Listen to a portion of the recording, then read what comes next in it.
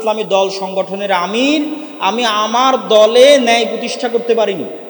যে কর্মী বেশি কাজ করেছে ওকে বাদ দিয়ে যেই কর্মী চামচামি করেছে ওকে পদ দিয়েছে। তাহলে আমি আমার দলে ন্যায় প্রতিষ্ঠা করতে পারিনি, তার মানে আমাকে যদি আল্লাহ রাষ্ট্রের দায়িত্ব দেয় তাহলে গত 16 বছর যা দুর্নীতি হয়েছে তার চেয়ে বেশি দুর্নীতি।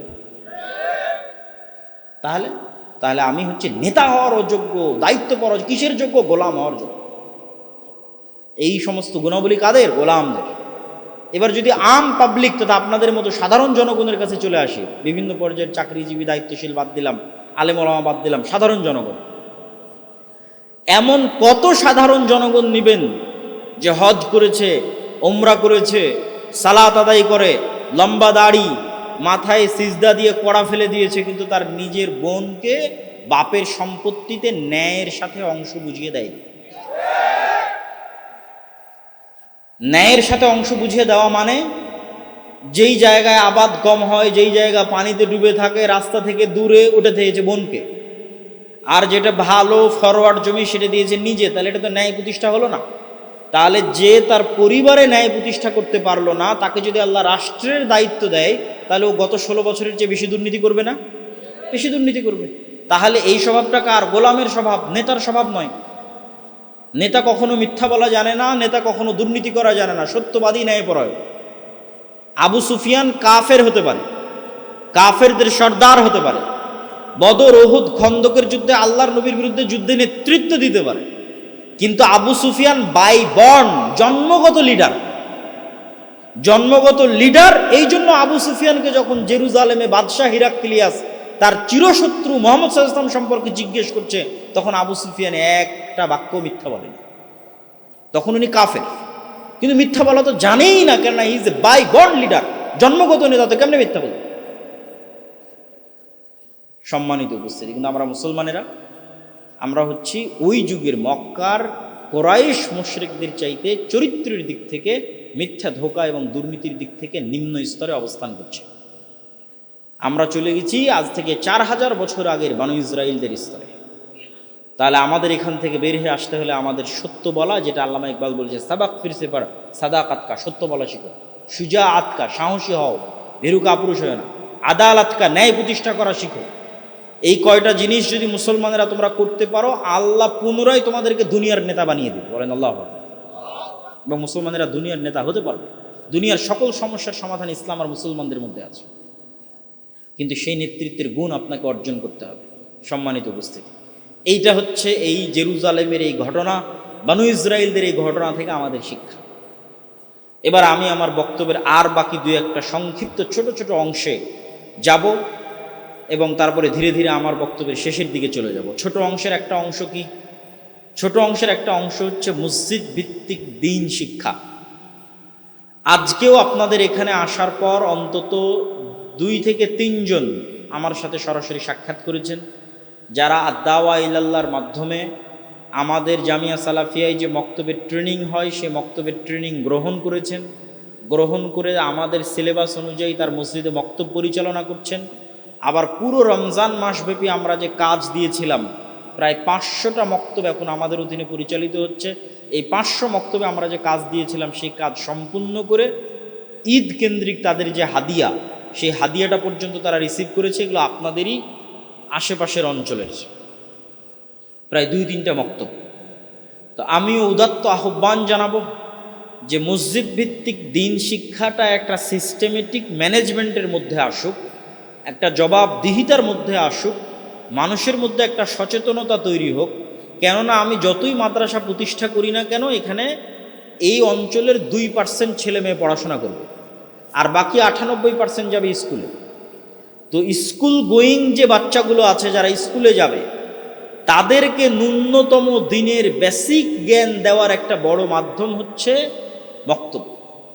এই মক্তবকে শক্তিশালী করা, মসজিদকে শক্তিশালী করা। মসজিদ শক্তিশালী হলেই সমাজ পরিবর্তন হবে, মসজিদকে এম্পাওয়ার করতে হবে। আর মসজিদ শক্তিশালী করার এখন সুবর্ণ সুযোগ। কেন সুবর্ণ সুযোগ? গত 16 বছর দলীয়করণ গ্রাম পর্যন্ত পৌঁছে গেছে। এখন নির্দিষ্ট রাজনৈতিক দলের বিশাল কোনো আধিপত্য সেটা নাই। হ্যাঁ, বাংলাদেশের মানুষ যেহেতু গোলাম, 190 বছর ব্রিটিশদের গোলামি করেছে, তো গোলামির স্বভাবই হচ্ছে এক রাজার গোলামি থেকে আর এক রাজার গোলামি শুরু করা। এটা নেচারের মধ্যে। একজনের সাথে 2 নম্বর কার্যক্রম চালিয়ে সে যখন বিদায় নিয়েছে, এবার আর একজনের সাথে 2 নম্বর কার্যক্রম শুরু হবে। ওই লিয়াজুর কারণে চান্দা থেকে শুরু করে সকল অন্যায় কাজ চলতে থাকে। কিন্তু এই জায়গায় কিন্তু একটা রোল প্লে করতে পারে মসজিদ, মাদ্রাসা, দ্বীনি শিক্ষা প্রতিষ্ঠান। সেটা কি? এই যে এতক্ষণ যা আলোচনা করলাম, ন্যায় প্রতিষ্ঠা, সত্য প্রতিষ্ঠার সংগ্রাম, আল আমরু বিল মারুফ ওয়ান নাহি আনিল মুনকার। আপনি যত বেশি ন্যায় প্রতিষ্ঠার সংগ্রামে অংশগ্রহণ করবেন, ধীরে ধীরে তত লিডার হবেন। যে নিয়ম পৃথিবীর, আপনি অটোমেটিক নেতা হবেন যদি আপনি ন্যায় প্রতিষ্ঠা করতে যান। তো আমার একটা উদাত্ত আহ্বান থাকবে মসজিদকে পাওয়ারফুল করা। মসজিদ পাওয়ারফুল হওয়া মানে মসজিদ যেন সমাজে প্রচলিত অন্যায়ের বিরুদ্ধে আওয়াজ উঠাতে পারে। সমাজে প্রচলিত অন্যায় বলতে কি কি হতে পারে? যেমন একটা উদাহরণ দিলাম, যে বোনকে তার পিতার সম্পত্তিতে ন্যায়ের সাথে হক বুঝিয়ে না দেওয়া। তো মসজিদ ভূমিকা নিবে যে হ্যাঁ, দেওয়া হোক। জানাজার অনুষ্ঠানের পরে যখন বাড়িতে সালিশ হবে, তখন মসজিদের কমিটি, মসজিদের ইমাম, মসজিদের মুয়াজ্জিন তারা এই ভূমিকাটা নেওয়ার চেষ্টা করবে। চেষ্টা করলে আল্লাহ রাস্তা সহজ করে দিবে। আরও অসংখ্য অন্যায় সমাজে হয়। অন্যায় মানে আপনি এটা বুঝিয়েন না আল্লাহর সাথে অন্যায়। আল্লাহর সাথে অন্যায়ের কথা আপনারা খুব ভালো বুঝেন, সেটা আপনাদেরকে গত 50 বছর 100 বছর আলেম ওলামা শিখিয়েছে। আমি অন্য অন্যায়ের কথা বলছি, মানুষের প্রতি হওয়া অন্যায়। যে একটা বাজারে চাঁদাবাজি হচ্ছে, যদি বাজারে যেই সবজি বিক্রেতা, পেয়ারা বড়ই বিক্রেতা বিক্রি করতে গেছে বাজারে, তাকে যদি কোথাও চাঁদা দিতে হয়, মসজিদে দিবে। কথা মনে আমার বুঝতে পারেন?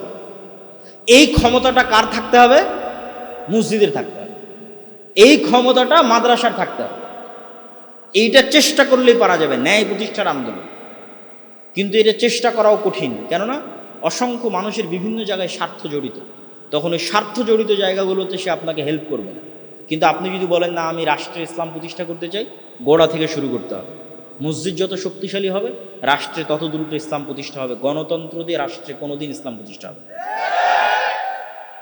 এটা পরীক্ষিত কথা বলছে, আবেগের কোনো বক্তব্য নয় যে আমি একটা আবেগময় বক্তব্য ছেড়ে দিলাম আপনারা ঠিক বললেন। জি না, এটা একদম পরীক্ষিত। কেন পরীক্ষিত? এই জন্য পরীক্ষিত যে গণতন্ত্র ইটসেলফ ইনজাস্টিস। মানে কি? মানে হচ্ছে গণতান্ত্রিক পদ্ধতি নিজেই অবিচার, অন্যায়। আর ইসলাম মানে ন্যায় প্রতিষ্ঠা করবে। তো যেই থিওরিটা, যেই তন্ত্রটা নিজেই বেইনসাফ, অন্যায় এবং অবিচারকে টিকিয়ে রাখার সকল অনুষঙ্গ, সকল এলিমেন্টস এই থিওরির মধ্যে আছে। আপনি বললেন এত বড় কথা কিভাবে বলছে? দুই একটা উদাহরণ দেন। যে গণতন্ত্র ইটসেলফ ইনজাস্টিস, গণতন্ত্র কখনোই পৃথিবীতে ন্যায় বিচার, জাস্টিস প্রতিষ্ঠা করতে পারবে না। অতীতে পারেনি, ভবিষ্যতে পারবে না। পারবে না গণতন্ত্র। আমি ইসলাম প্রতিষ্ঠা করতে বলিনি, খুব মনোযোগ দিয়ে শুনবেন। গণতন্ত্র পৃথিবীতে ন্যায় বিচার প্রতিষ্ঠা করতে পারবে। গণতন্ত্রের মেকানিজমের মধ্যে নাই ন্যায় বিচার প্রতিষ্ঠা। কিভাবে নাই? ধরেন গণতন্ত্র বলতেছে আমি জনগণের শাসন প্রতিষ্ঠা করব। তো জনগণের শাসন প্রতিষ্ঠা করবে, প্রার্থী মনোনয়ন দিচ্ছে কে? রাজনৈতিক দল, জনগণ না। রাজনৈতিক দল যাকে প্রার্থী মনোনয়ন দেবে, জনগণকে তার মধ্যে একজনকে বেছে নিতে হবে। গেল 1 নাম্বার। তাহলে প্রার্থী মনোনয়নে কি হচ্ছে? যোগ্য ব্যক্তি প্রার্থী মনোনয়ন পাচ্ছে না। প্রার্থী মনোনয়ন বাণিজ্য হচ্ছে, ইনজাস্টিসের শুরু। টাকা দিয়ে প্রার্থীটা কিনে পাওয়া যাচ্ছে। একজন অযোগ্য, চোর, বাটপার, দুর্নীতিবাজ দলকে বেশি পরিমাণে টাকা দিয়েছে, দলকে মনোনয়ন দিয়ে দিয়েছে। আর এক কোথায় যে আর এক জায়গায় ইনজাস্টিস হচ্ছে, এটা ছাড়া গণতন্ত্র চলতেই পারবে না। সেটা কোন জায়গায়?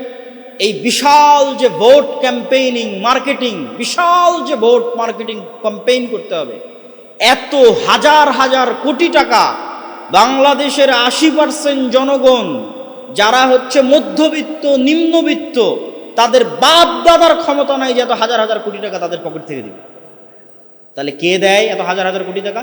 দেশের সবচেয়ে বড় দুর্নীতিবাজ ব্যবসায়ীরা এই হাজার হাজার কোটি টাকা দেবে।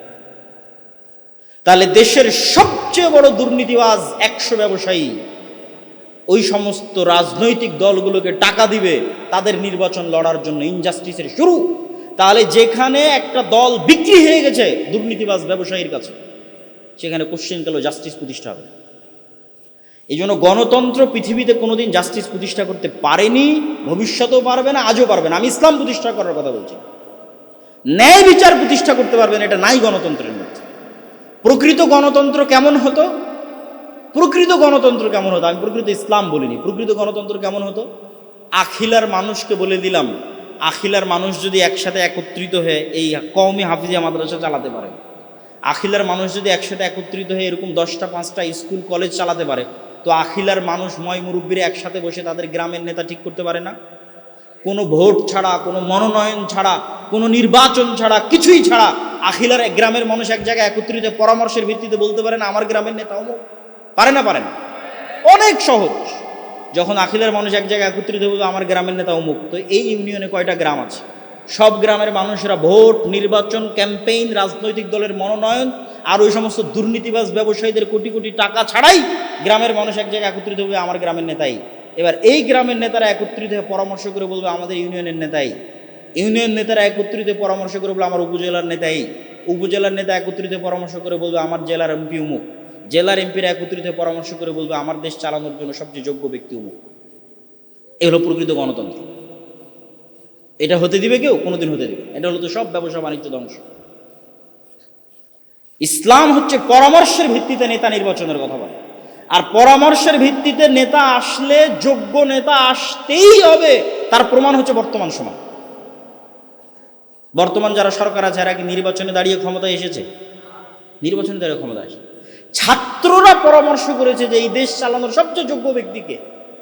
এই যে পরামর্শে যখনই বসবেন তখন মানুষ নিজেকে বাদ দিয়ে ভাবে, মানে আমরা যোগ্য ব্যক্তিকে, তখনই যোগ্য ব্যক্তি চলে আসবে। আর যখনই গণতন্ত্র আসবে তখন বলবে এই আমি সভাপতি, কে কে আমাকে ভোট দিবা।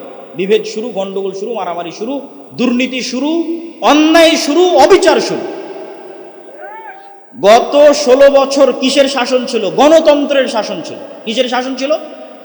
গণতন্ত্রের শাসন ছিল। তাহলে গত 16 বছর যদি ফ্যাসিজম হয়, তাহলে ফ্যাসিজমের জন্য 1 নাম্বার দায়ী গণতন্ত্র নিজে। এই হচ্ছে গণতন্ত্রের সবচেয়ে বড় রহস্য, যে গণতন্ত্রের নামে 16 বছর জুলুম করা যায়, আবার গণতন্ত্রের নামে, নির্বাচনের নামে সবচেয়ে যোগ্য ব্যক্তিকে সরিয়ে ফেলার দাবিও করা যায়।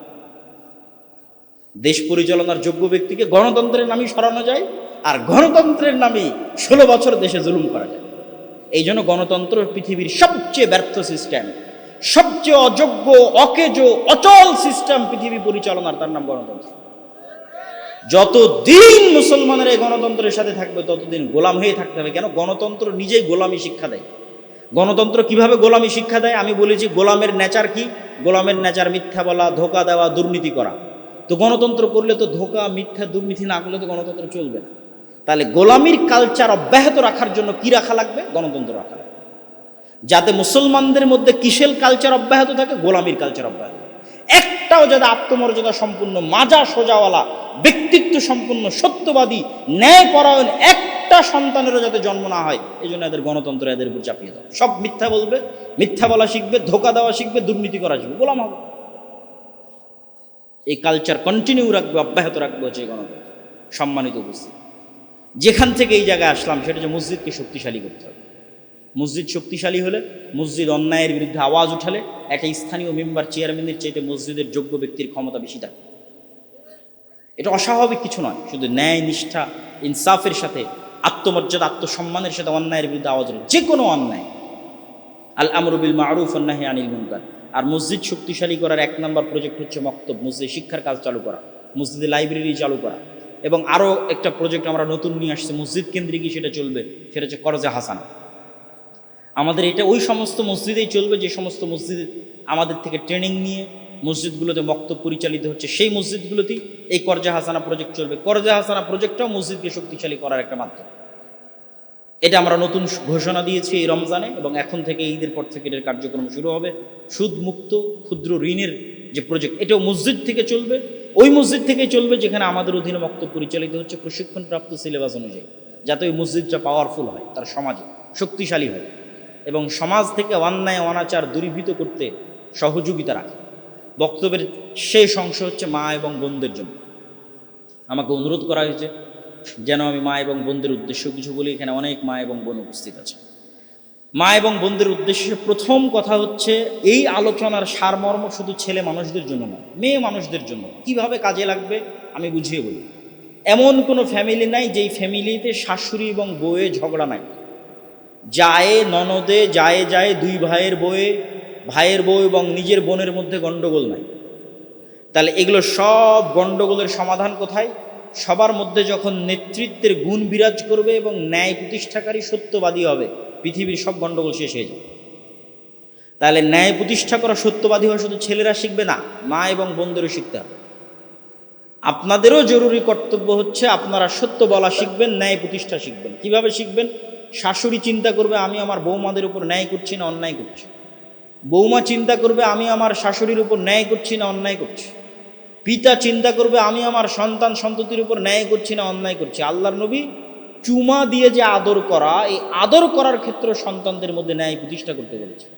অথচ এমনও বাপ পাবেন সব সম্পত্তি এক ছেলেকে লিখে দিয়ে গেছে, নাও। তাহলে সে কত বড় অন্যায় প্রতিষ্ঠাকারী পিতা। ন্যায় প্রতিষ্ঠা তো বহু দূরে থাকে। সন্তান চিন্তা করবে আমি আমার পিতা মাতার সাথে ন্যায় করছি কিনা, না অন্যায় করছি। এই যে ন্যায় এবং অন্যায়, মানুষের হক, এইটা সম্পর্কে যখন আপনি সচেতন হবেন, সত্য বলার প্র্যাকটিস যখন করবেন, তখন আপনাদের পরিবারের যত ঝামেলা আছে সেগুলো দূর হয়ে যাবে। আর 2 নাম্বার হচ্ছে, যেটার প্রতি উৎসাহ দেওয়ার জন্য আমাদের বলাই হয়, আলেম মানুষ মানে একটু পর্দার কথা বলতেই হবে। তো পর্দার কথা বলতে গিয়ে এতটুকু কথা, সমাজে বেপর্দা এবং বেহায়াপনা চালু রাখার পিছনে নারীরা দায়ী বেশি না পুরুষরা দায়ী বেশি? আমি আবারও প্রশ্নটা করি, সমাজে বেপর্দা এবং বেহায়াপনা চালু রাখার ক্ষেত্রে নারী দায়ী বেশি না পুরুষ দায়ী বেশি? পুরুষ দায়ী বেশি। উত্তর সঠিক। আমি জানি না কিভাবে আপনি উত্তর দিলেন এত সুন্দর সঠিক প্রশ্নের, এবং সঠিক উত্তর এটা আমি একটু বুঝিয়ে বলি কেন পুরুষ দায়ী বেশি। পুরুষ এই জন্য দায়ী যে পুরুষের আত্মমর্যাদায় আত্মসম্মানই সমাজে বেহায়াপনা দূর করে। কেননা সমাজে বেহায়াপনা অশ্লীলতা ছড়ানোর জন্য যারাই চলাফেরা করবে, সে কোনো পুরুষের স্ত্রী, কোনো পুরুষের মেয়ে, কোনো পুরুষের বোন, আর তার পরিবারের দায়িত্ব পালন করছে একজন পুরুষ। তাহলে পুরুষের ভিতরে আত্মমর্যাদা, গায়রাত যত কাজ করবে, সমাজ থেকে বেহায়াপনা অশ্লীলতা বেপর্দা তত দূর হবে। আর মেয়েরা কেন দায়ী নয়? মেয়েদেরকে পথভ্রষ্ট করা শয়তানের জন্য সবচেয়ে সহজ, সবচেয়ে সহজ মেয়েদেরকে পথভ্রষ্ট করা শয়তানের জন্য। এই জন্য মেয়েদের উপর একজন দায়িত্বশীল পুরুষ লাগেই। মেয়ের উপর দায়িত্বশীল পুরুষ যদি আত্মমর্যাদা সম্পন্ন হয়, যেটা শায়েখ আব্দুর রাজ্জাক বিন ইউসুফ বলেছেন যে তার রক্ত পুঁজ হয়ে যায়নি, বক্তব্যের মধ্যে বলেছে যে তার রক্ত পুঁজ হয়নি, এখনো রক্ত আছে, সে পুরুষ। আর এটাই রাসূলুল্লাহ সাল্লাল্লাহু আলাইহি ওয়াসাল্লাম বলছেন, লা ইয়াদখুলুল জান্নাতা আদ-দায়ুস। শুকুরের চর্বিকে আরবিতে বলা হয় দিয়াতা, শুকুরের চর্বি। আর শুকুর হচ্ছে পৃথিবীর সবচেয়ে বেহায়া নিকৃষ্ট প্রাণী। যে আরেক শুকুরের নিতম্ব চাটা আরেক শুকুরের জন্য অপছন্দনীয়, ঘৃণিত কোনো কাজ না। আর সবচেয়ে অপরিষ্কার নিকৃষ্ট জায়গায় বসবাস করা, পেশাব পায়খানা উচ্ছিষ্ট ভক্ষণ করা শুকুরের জন্য কোনো ঘৃণিত নিন্দনীয় কাজ না। এটা তার রক্তের মধ্যে ঢুকে আছে। এই বেহায়াপনা, বেপর্দা, বেলেল্লাপনা শুকুরের রক্তের মধ্যে ঢুকে আছে, এই জন্য শুকুর হারাম। তাহলে যখন মানুষের রক্ত আর মানুষের রক্ত নয়, শুকুরের রক্ত হয়ে গেছে, তো মানুষের রক্ত যখন শুকুরে পরিণত হয়ে গেছে মানুষ, তখন তার স্ত্রী, তার মেয়ে, তার বোন বেপর্দা হয়ে চললেও সে লজ্জাবোধ করবে না। এই পুরুষ হচ্ছে শুকুরের রক্তে রঞ্জিত হয়ে গেছে, শুকুরের চর্বিতে তার চর্বি পরিণত হয়ে গেছে, এই পুরুষ জান্নাতে যাবে না। তাহলে সমাজে বেহায়াপনা টিকিয়ে রাখার জন্য পুরুষ দায়ী। পুরুষদেরকে হতে হবে আত্মমর্যাদা সম্পন্ন, ব্যক্তিত্ব সম্পন্ন। এবার আপনাকে আর একটা গোপন তথ্য বলি, এটার সত্য মিথ্যা আমি জানি না, আমার মনে হয় তাই বলছি। কোনো সায়েন্টিফিক্যাল ডকুমেন্ট আছে সেটাও না, কিন্তু আমার মনে হয় এটা সত্য। সেটা কি? যখন পুরুষের মধ্যে ব্যক্তিত্ব কমে যায়, আত্মমর্যাদা কমে যায়, তার স্ত্রীকে যখন সে বেপর্দা অবস্থায় চললেও বাধা দেয় না, তার মেয়েকে বেপর্দা অবস্থায় চললেও বাধা দেয় না, উপদেশ দেয় না, তার বোনকে বেপর্দা অবস্থায় চললেও বাধা দেয় না, উপদেশ দেয় না, তথা পুরুষের মধ্যে যখন ব্যক্তিত্ব, আত্মমর্যাদা কমে যায়, তখন এই স্বভাবটা হচ্ছে মেয়েলি স্বভাব। তথা পুরুষের মধ্যে যত পরিমাণে আত্মমর্যাদা কমতে থাকবে তত ধীরে ধীরে মেইলি স্বভাবের দিকে ট্রান্সফার হতে থাকবে। সে একজন আলফা মেইল, মহাপুরুষ নয়। আর পুরুষের মধ্যে আত্মমর্যাদা, ব্যক্তিত্ব, তার স্ত্রী কন্যার বিষয় যত বাড়তে থাকবে ও তত পৌরুষত্বের শক্তিতে বলিয়ান হতে থাকবে, আলফা মেইল হতে থাকবে। আর ওখান থেকে যত কমতে থাকবে তত সে মেইলই একজন পুরুষের স্বভাবে পরিণত হতে থাকবে। ঠিক তার বিপরীত দিকে একটা মেয়ে যত কম পুরুষের সাথে উঠা বসা করবে, মেলামেশা করবে, তত তার মধ্যে নারীত্বের স্বভাব, নারীত্বের লজ্জা, নারীত্বের কোমলতা, নারীত্বের নম্রতা, ভদ্রতা তার মধ্যে বেশি বিরাজ করবে। আর একটা মেয়ে যত বেশি পুরুষের সাথে উঠা বসা, কথাবার্তা, মেলামেশা করবে, ধীরে ধীরে সে তত পুরুষ হতে থাকবে। মানে পুরুষের মতো কর্কশ, পুরুষের মতো কঠিন, পুরুষের মতো বেহায়া, পুরুষের বেহায়া বলতে মানে বেপর্দা, পুরুষের মতো বেপর্দা, ধীরে ধীরে সে পুরুষ হতে থাকে। এবার এই দুটোর কম্বিনেশন যখন মিলবে, তথা এমন একজন পুরুষ যে আসলে পুরুষ নয়, মেয়েলি স্বভাবের অধিকারী, সে বিবাহ করেছে এমন একজন মেয়েকে যে আসলে মেয়ে নয়, মানে তার মধ্যে নারীত্বের কোমলতা নাই, নারীত্বের নম্রতা নাই, নারীত্বের লজ্জা নাই, সে প্রচুর পরিমাণে পুরুষের সাথে মেলামেশা করেছে, উঠা বসা করেছে, তাহলে ও তো ধীরে ধীরে পুরুষের স্বভাবে চরিত্রবান হয়েছে। তাহলে এই পুরুষ যার মধ্যে মেয়েলির স্বভাব বেশি, ওই মেয়ে যার মধ্যে নারীর স্বভাব কম, এরা যখন স্বামী স্ত্রী হিসেবে হবে এবং এদের যখন সন্তান হবে, ওই সন্তান হবে LGBTQ এর অনুসারী। LGBTQ এর অনুসারী মানে আজকের বিশ্বের শয়তানের সবচেয়ে বড় এজেন্ডা হচ্ছে সমকামিতার এজেন্ডা, তথা ওর পক্ষে পুরুষ হওয়া সম্ভবই নয়। সুলতান সালাউদ্দিন আইয়ুবী, তারেক বিন জিয়াদ আর মোহাম্মদ বিন কাসিমের মতো সাহসী বীর পুরুষ জন্ম নিবে অসম্ভব। LGBTQ এর অনুসারী পুরুষও নয়, নারীও নয়, এরকম তৃতীয় লিঙ্গ হিজড়ার জন্ম হবে। তার মানে বাস্তবে হিজড়া সেটা বলিনি, স্বভাবে, নেচারে বীর পুরুষের জন্ম হওয়া সম্ভব নয়, মুজাহিদের জন্ম হওয়া সম্ভব। জন্ম কখনই সম্ভব যখন একজন সত্যিকার পুরুষের সাথে একজন সত্যিকার নারীর বিবাহ হবে, তখন সত্যিকার পুরুষ আর সত্যিকার নারীর ফলে, তাদের ফল থেকে যে সন্তান তাদের গর্ভে আসবে, ও হবে আরাক মহাবীর পুরুষ। মানে আরাক সুলতান সালাউদ্দিন আইয়ুবী, তারেক বিন জিয়াদ, সামনে অন্যায় দেখলে উড়িয়ে দেবে, মাথা নত করে মেনে নিবে না। ওই সন্তান তো লাগবে।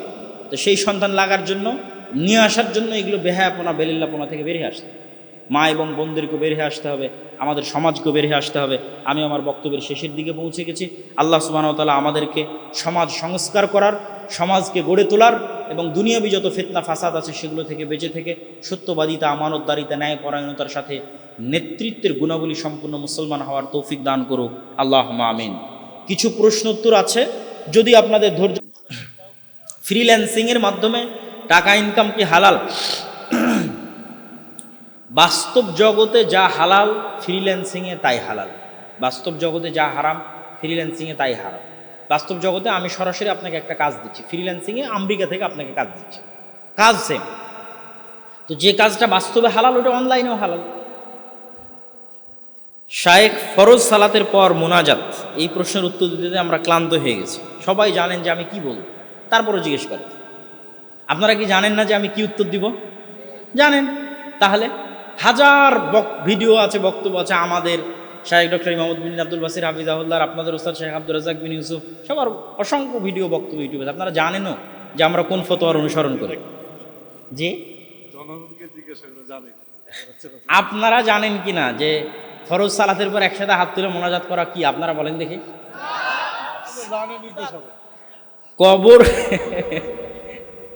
কবর জিয়ারতের সময় কবরের পাশে গেলে কবর পাশে কি বুঝতে পারে বা শুনতে পারে? সরাসরি এই বিষয়ে আমার জানা নাই। রাসূল সাল্লাল্লাহু আলাইহি সাল্লামের একটা হাদিস যে যখন কবরবাসীকে কবরে রেখে ফিরে আসা হয়, তখন কবরবাসী ফিরে আসা ব্যক্তিদের পায়ের জুতার আওয়াজ শুনতে পায়। এই হাদিস সহিহ। কিন্তু প্রত্যেকবার যখন আমি কবরের পাশে যাচ্ছি তখন সেই কবরবাসী জানতে পারছে, এরকম কোনো দলিল আপনার কি জানা আছে? এরকম কোনো বিষয়, এরকম কোনো বিষয় আমার জানা নাই। তবে রাসূল সাল্লাল্লাহু আলাইহি ওয়াসাল্লামকে যতবার দরুদ পাঠ করা হয় ততবার রাসূল সাল্লাল্লাহু আলাইহি ওয়াসাল্লামের বাক্য হচ্ছে ফেরেশতা সেই দরুদ রাসূল সাল্লাল্লাহু আলাইহি ওয়াসাল্লামের কাছে পেশ করে। জনৈক আলেম বলেছেন যে রাসূলুল্লাহ সাল্লাল্লাহু আলাইহি ওয়াসাল্লামকে মুহাম্মদ সাল্লাল্লাহু আলাইহি ওয়াসাল্লাম বলা গুনাহ, কারণ মহান আল্লাহ কোরআনে কোথাও মুহাম্মদ বলে সম্বোধন করেননি। ওমা কানা মুহাম্মাদুন আবা আহাদিম মির রিজালিকুম, এখানে আল্লাহ সুবহানাহু ওয়া তাআলা মুহাম্মদ সাল্লাল্লাহু আলাইহি সাল্লামকে মুহাম্মদ হিসেবেই সম্বোধন করেছেন পবিত্র কোরআনে। আমরা 4 ভাই, 2 ভাই আলাদা হয়ে আছে, পিতামাতা উভয়কে দেখাশোনা করে। এখন বাবা জমি কিনে ছোট 2 ছেলের নামে লিখে দেয়। এই কাজটি কি বাবার ঠিক হচ্ছে? আমরা 4 ভাই, 2 ভাই আলাদা হয়ে আছে, পিতামাতা উভয়কে দেখাশোনা করে। এখন বাবা জমি কিনে মোট 2 ছেলের নামে লিখে দেয়। বাবা যদি তার নিজের সম্পত্তি দিয়ে জমি কিনে, ছেলেদের ইনকাম দিয়ে নয়, নিজের ইনকাম দিয়ে জমি কিনে এবং সেই জমি আলাদা 2 জন ছেলেকে লিখে দেয় এবং অন্য ওয়ারিসদের বঞ্চিত করে, তাহলে এটা ঠিক হচ্ছে না। বাবা কি করতে পারে জানেন? বাবা হচ্ছে প্রয়োজন অনুযায়ী সন্তানের পিছনে খরচ করতে পারে, তাতে এক এক সন্তানের প্রয়োজন কম বেশি হতে পারে। এক বাপের এক ছেলে এখন অক্সফোর্ড পড়তে গেছে, তার পিছনে 10 লক্ষ টাকা খরচ হবে। আর একজন পড়াশোনা কিছু করেনি, গ্রামে কৃষি কাজ করে, তো ওর পিছনে আর কত খরচ হবে? তো প্রয়োজন অনুযায়ী বাবা তার সন্তানদের পিছনে খরচ করতে পারে। প্রয়োজন অনুযায়ী সন্তানের পিছনে প্রয়োজন অনুযায়ী খরচ করছে না, স্থায়ী সম্পদ তৈরি করে দিচ্ছে, সেখানে সন্তান সন্ততির মধ্যে বৈষম্য করতেছে। আবার ওই সম্পদ গড়াতে ওই সন্তানের কোনো অবদান নাই। দেখা যাচ্ছে আমি ইনকাম করে আমার বাপকে টাকা দিলাম যে বাবা এই যে আমার ইনকাম, কারণ আমার ইনকাম দিয়ে আমার বাপ হয়তো আমাকে জমি কিনে দিচ্ছে, সেটা সমস্যা নেই। কিন্তু আমার বাপ তার নিজের ইনকাম দিয়ে জমি কিনে দিয়ে অন্য ওয়ারিসদের বঞ্চিত করবে, এটা অন্যায়। আমার পরিবারের মাধ্যমে মধ্যম শ্রেণীর, কিন্তু আমার বাবা আমার মাকে মাঠে বা জমিতে কাজ করিয়ে নেয়, যেমন মটর মসুরি সরিষা তুলিয়ে নেয়। এখন আমার মায়ের করণীয় কি? পরিবারকে পর্দার সাথে রাখতে টাকা লাগে। আল্লাহর নবী এমনি বলেননি, বা শাইখ আব্দুর রাজ্জাক বিন ইউসুফ বক্তব্য এমনি বলেননি যে বিবাহ করতে কয়টা জিনিস লাগে। তো বিবাহ করতে ওই স্ত্রীকে পর্দা করাতে পারবে এরকম বাড়ি থাকা লাগে, এবং তিনি বলেছেন চট ছালা দিয়ে হলেও সেই বাড়ির দরজা থাকা লাগে। এবং দরজার বর্ণনা দিতে গিয়ে আবু হুরায়রা রাদিয়াল্লাহু তাআলার মায়ের একটা লম্বা হাদিস তিনি বক্তব্যে শোনান। তাহলে পুরুষ হতে হলে, বিবাহের উপযুক্ত হতে হলে বউকে পর্দায় রাখতে হবে। আর যে বউকে পর্দায় রাখতে পারবে না, আর বিয়ে করা ঠিক হয়েছে, আর বিয়ে করা ঠিক হয়েছে। তাহলে আপনার আব্বা যদি আপনার আম্মাকে পর্দার সুযোগ না করে দিতে পারে, তাহলে আপনার আব্বার বিবাহ করা ঠিক হয়নি।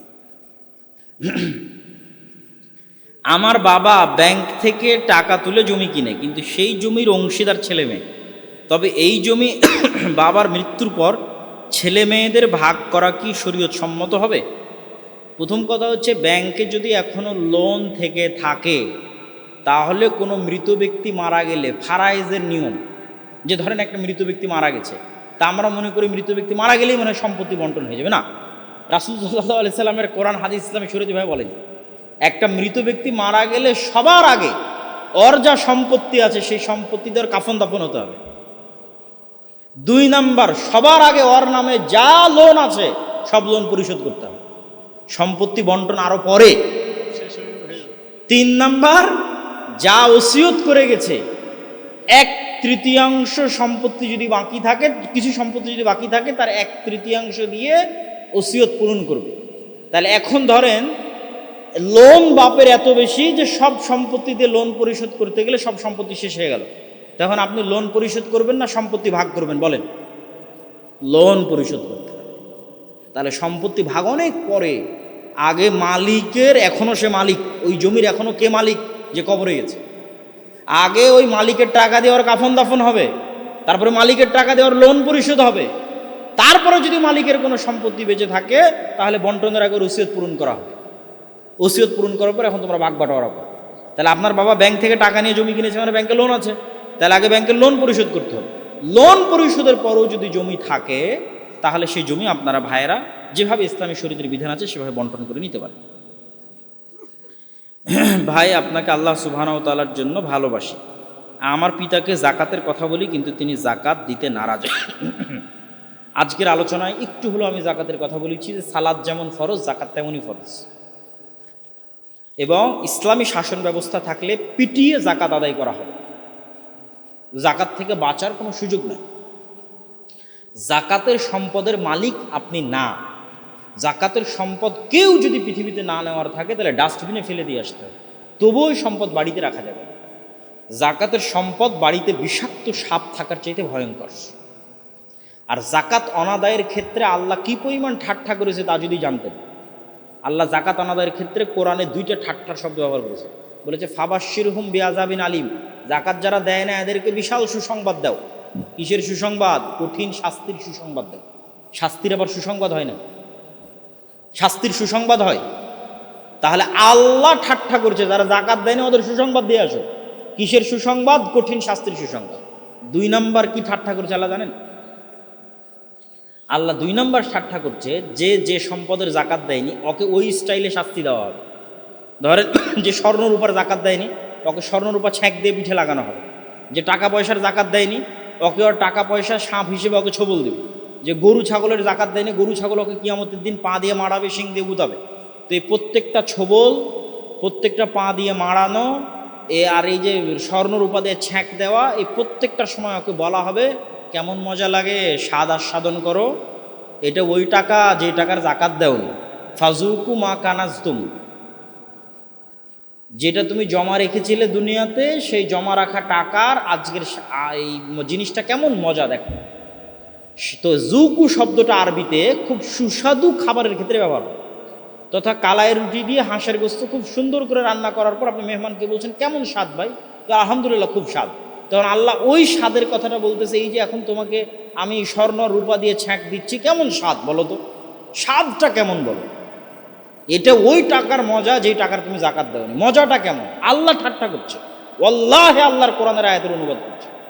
এক আয়াতের মধ্যে আল্লাহ 2 বার ঠাট্টা করেছে। একবার ওদেরকে সুসংবাদ দাও, মাইকিং করে সুসংবাদ দাও যে তোমাদের জন্য সুসংবাদ আছে কিয়ামতের মাঠে, কঠিন শাস্তির সুসংবাদ। 2 নাম্বার কি, মজাটা কেমন লাগে, স্বাদ কেমন। বাধ্য হয়ে কি ফিতরা টাকা দিয়ে আদায় করা যাবে? বাধ্য মানে কি? বাধ্য মানে জীবন চলে যাচ্ছে সেই বাধ্য, তাহলে যাবে। মানে এমন বাধ্য যে এখন টাকা দিয়ে ফিতরা না দিলে মানুষ মেরে ফেলে দিবে, হতে পারে না? পারে না? পারে, তাহলে হতে পারে। আর যদি জীবন আছে আর যে কোনো বাধ্যবাধকতার সামনে মাথা নত করার সুযোগ নাই। এইটাতে এমন বাধ্যবাধকতা নয় যে বাধ্যবাধকতাতে জীবন চলে যাবে। সবার কথা রক্ষা করতে হবে, কিন্তু আল্লাহ সুবহানাহু ওয়া তাআলার আদেশ নিষেধ বাস্তবায়নের পরে। লা তাআতা লিমাখলুকিন ফি মাসিয়াতিল খালিক। লা তাআতা লিমাখলুকিন, আল্লাহর সৃষ্টিজীবের কোনো আনুগত্য নাই।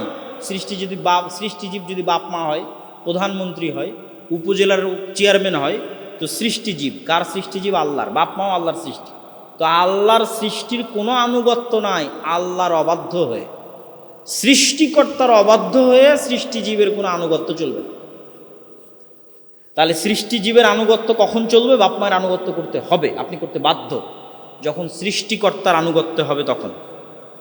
সৃষ্টিকর্তার আনুগত্য হবে তখন। গাজওয়াতুল হিন্দের যুদ্ধ হবে নাকি হয়ে গেছে? ইসাবাতানে তানজু মিনান নার, আমার উম্মতের 2টা গ্রুপ জাহান্নাম থেকে মুক্তি পাবে। একটা গ্রুপ হচ্ছে তাফজুল হিন্দ, যারা ভারতে যুদ্ধ করবে। হাদিস সহিহ।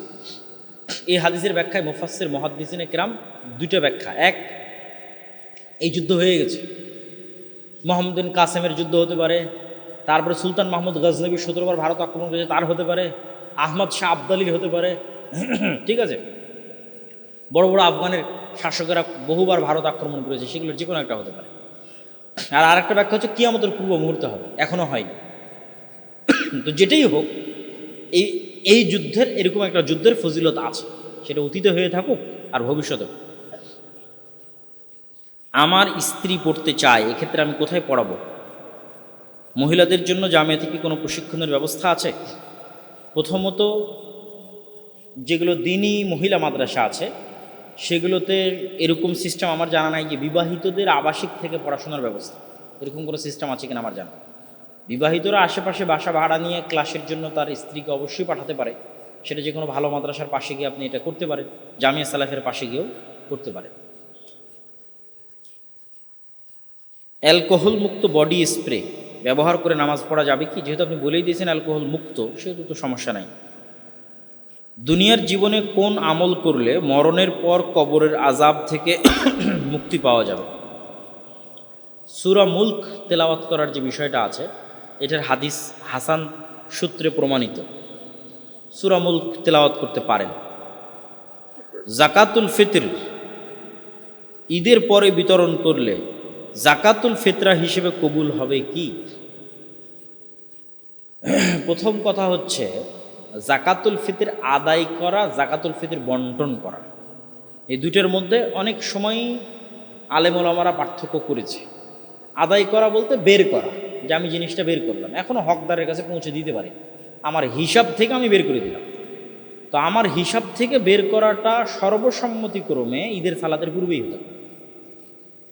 ঈদের সালাতের পূর্বে বন্টন করা যায়, তার প্রমাণে আব্দুল্লাহ বিন ওমর রাদিয়াল্লাহু তাআলা আনহুর আসার আছে। তিনি নিজে ঈদের সালাতের 1-2 দিন পূর্ব থেকে 28-27 রমজান থেকে ফিতরা বন্টন করতেন। তাহলে সমাজের মানুষ যদি সিদ্ধান্ত নেয় যে তারা 27 রমজানের মধ্যে ইফতার এই ফিতরা আদায় সম্পূর্ণ করবে এবং 28 আর 29 রমজানে বন্টন করে দেবে, এটা অসম্ভব কিছু নয়। তবে ঈদের সালাতের পূর্বে ফিতরা বের করেছে তথা সমাজে পৌঁছে দিক, বাড়িতে হিসাবে আলাদা করুক, ফিতরা বের করেছে, আর ঈদের পরে যদি পৌঁছে দেয় তাতে সমস্যা নাই, বাতিল হয়ে যাবে সেটা আমরা বলতেছি না। জাকাতুল ফিতর 8 ভাগে ভাগ করা যাবে কি? যেটা জাকাত ফরজ জাকাত, যেটা সম্পদের উপর 2.5% হারে দিতে হয়, সেটার 8 ভাগ। আর যেটা ফিতরা জাকাতুল ফিতর, যেটার জন্য নিসাব পরিমাণ সম্পদের মালিক হতে হয় না, জাকাত আদায়ের জন্য নিসাব পরিমাণ সম্পদের মালিক হতে হয়, ফিতরা আদায়ের জন্য নিসাব পরিমাণ সম্পদের মালিক হতে হয় না। তো ফিতরা কে আদায় করতে পারবে? যার বাড়িতে একদিনের খাবারের অতিরিক্ত ফিতরা দেওয়ার সক্ষমতা আছে, তার উপরেই ফিতরা ফরজ। বাড়িতে একদিনের খাবার আছে, তার অতিরিক্ত ফিতরা আদায় করার মতো বাড়িতে খাবার আছে, তো এর উপর ফিতরা ফরজ। তাহলে ফিতরার ক্ষেত্রে নিসাব লাগতেছে। তো এই জন্য ফিতরার ক্ষেত্রে 8 খাতও প্রযোজ্য নয়, ফিতরার খাত একটাই, সেটা হচ্ছে ফকির মিসকিন। মাদ্রাসায় যদি এতিম থাকে তো মাদ্রাসা ফকির মিসকিনের মধ্যে আসবে, এতিম শিশুকে মিসকিন হিসেবে ধরে।